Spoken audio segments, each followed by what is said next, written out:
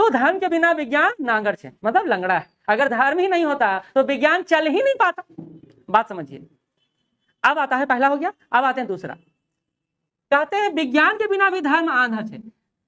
विज्ञान के बिना धर्म अंधा है। अच्छा, अंधा का मतलब क्या हुआ?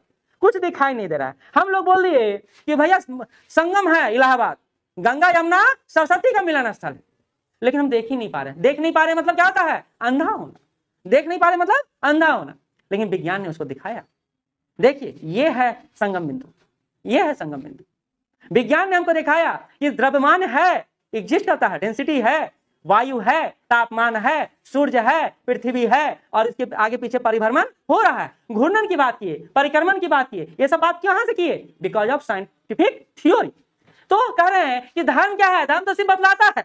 फिर से सुन लीजिए, धर्म क्या है? बताने का काम करता है, लेकिन वो दिखाता नहीं है। फिर से सुन लीजिए, धर्म दिखाता नहीं। अपने धार्मिक मूल्यों को देख लीजिए। धर्म का एक, हर धर्म में एक स्टोरी है। ऐसा धर्म के बिना तो, स्टोरी के बिना तो कोई धर्म नहीं है। हर धर्म में एक स्टोरी है। उस स्टोरी को सिद्ध करने का काम कौन करता है? विज्ञान करता है। एक और बात है, धर्म बहुत सारी बातें कहता है और उन सारी बातों को विज्ञान समझाने का प्रयास करता है। जैसे छठ पूजा का कंसेप्ट ले लेते हैं।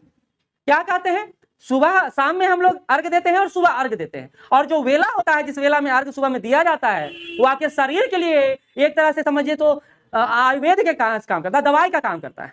वो जो उस वेला में ना सूर्य का बहुत ज्यादा तीक्ष्ण रहता है, ना बहुत ज्यादा, उस स्थिति में शरीर आपका अगर उस तरह के सूर्य के किरणों को ग्रहण करता है, और चूंकि नहाने के बाद शरीर क्या हो जाता है? साफ सुथरा हो जाता है। क्योंकि आपका शरीर अगर नहाया नहीं, अभी ठंडा के दिन में कितनों ऊपर से चमका लीजिए, आपका शरीर पूरे तरह से साफ नहीं है, तो अगर सूर्य का किरण भी पड़ेगा तो उसको स्वास्थ्यवर्धक कम रहे। लेकिन वो आपके शरीर को ऊपर अगर डायरेक्ट उसका किरण पड़ेगा, और जो वेला रहता है वो साइंटिफिक दृष्टि से आपके विटामिन डी और अन्य आयामों को पूर्ण करता है। इसी तरह उपवास की अवधारणा, सही बोला उन्होंने, इसी तरह उपवास की अवधारणा। अच्छा, एक चीज बताइए, परमाणु बम का हम निर्माण किए, सुने ना, परमाणु बम का हम निर्माण किए जिससे दुनिया नष्ट हो सकता है, तो वही कंसेप्ट ब्रह्मास्त्र से मिलता है। ब्रह्मास्त्र जो बाण चलता था, तो उसको कोई रोक नहीं सकता था दुनिया में, और अपने लक्ष्य को भेद कर अंत ही कर देता था। यह ब्रह्मास्त्र कंसेप्ट परमाणु बम से नहीं मिलता जुलता है। देखिए, ये देखने की अवधारणा है, और इसलिए हम लोग अपने मिसाइल का भी नाम रखे ब्रह्मोस।